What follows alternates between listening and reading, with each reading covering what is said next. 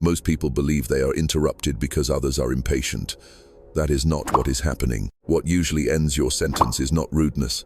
It is a shift in control. When someone speaks over you, the room has already decided who is holding the floor, and most of the time, it is not decided by what you say. It is decided by how you move through silence. If you pay attention to this, you will start to notice something uncomfortable. The people who are rarely interrupted do not speak faster. They speak slower. They leave space. They let the air in the room settle before they continue. This is where control begins. Every conversation runs on a hidden system that most people never see. It is not built on words. It is built on timing, on rhythm, on who creates the pauses and who rushes to fill them. When you speak, there is a quiet negotiation happening around you. The brain of everyone listening is tracking when your turn might end. Not consciously, automatically. It is watching for a drop in energy, a shift in tone, a breath that feels like a closing signal. The moment that signal appears, the floor becomes available. Most people unknowingly send this signal early. They lean forward, they speed up. Their voice rises at the end of a sentence as if they are offering the space away. Their body says, "I am done," even when their words say, "I am not," and someone else steps in. This is not a personal attack. It is a pattern of attention. Humans follow rhythm more than meaning. The person who controls the tempo is often perceived as the person who controls the space. If you have ever felt your point disappear the moment someone cuts in, it is not because your idea was weak. It is because the timing collapsed. You may recognize this in group settings. You start a sentence with clarity. Halfway through, someone overlaps. You pause. You try to re-enter. The room keeps moving. Your thought dissolves. And then, you watch someone else speak without being touched. They are not louder. They are not aggressive. They simply move at a different pace. That difference is what the mind reads as status. There is a simple reason for this. The human brain mirrors what it sees. When speech is fast and compressed, the brain treats it as something that can be interrupted. When speech is slow and spaced, the brain treats it as something that should not be disturbed. This happens before anyone makes a decision. It is automatic. Silence, when held correctly, creates weight.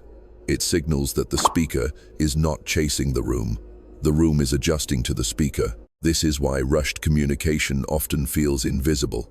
The faster you move, the easier it is for someone else to step into the gap. The more space you leave, the more difficult it becomes for anyone to take it without breaking the flow.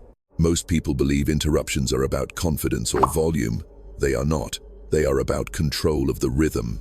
Look closely at conversations where one person consistently holds attention. You will see a pattern. They finish a sentence. They pause. Not long. Just long enough for the moment to settle. Their eyes stay still. Their body does not retreat. The pause does not feel like an ending. It feels like a continuation that has not arrived yet. The brain of the listener stays engaged. It does not move to speak. It waits. This is where the floor stays anchored. Now notice what usually happens when you are interrupted. You reach the end of a thought and your body pulls back. Your gaze shifts. Your breath releases. The moment feels complete. The room reads that as an opening. What feels like being cut off is often being perceived as finished. This is the part most people do not want to see. The loss of the floor usually happens before the interruption.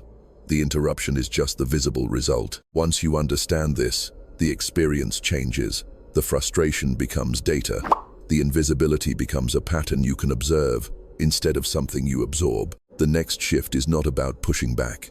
It is about holding. The 10-second rule is not a trick. It is a recalibration of how you occupy space. When someone begins to speak over you, do not speed up. Do not raise your voice. Do not stop. You pause, not in retreat, in presence. Your eyes stay where they are. Your posture stays open. Your body does not signal surrender. You allow the overlap to exist without reacting to it. This creates a disruption in the rhythm. The person who interrupted often slows down, not because you challenge them, but because the tempo they expected is no longer there. You count the space, quietly. 1, 2, 3. Not in your head as a timer, but in your body as stillness. Then you continue, not from the beginning, from exactly where you were. The effect is subtle. The interruption loses momentum. The room recalibrates. The floor returns without force. This works because attention follows timing. When you do not rush to reclaim the space remains connected to you. The pause communicates something specific. It says, "This thought is not finished, and it does not need to compete." The brain of the listener reads this as control. Over time, a pattern forms. People begin to wait, not consciously, instinctively. They sense that stepping in will not land cleanly. The rhythm does not invite it. This is how silence becomes a signal instead of a gap. You may notice another shift. Your own mind slows down. You stop trying to protect your words. You start placing them. This changes how you are perceived, not as someone who is trying to be heard, but as someone whose presence sets the pace. The 10 seconds are not about the number, they are about the quality of the pause. Calm, stable, unmoved. When you hold that space, the conversation reorganizes around you. This is where control shifts without confrontation, where authority appears without volume, where respect is built without demand. At the end of the day, interruptions are not stopped by speed, they are stopped by gravity. And gravity in conversation comes from stillness that does not collapse. When you let silence sit, when you remain inside it, instead of stepping away from it, the floor stays with you. You do not need to claim the moment. You allow the moment to stay. That is the difference.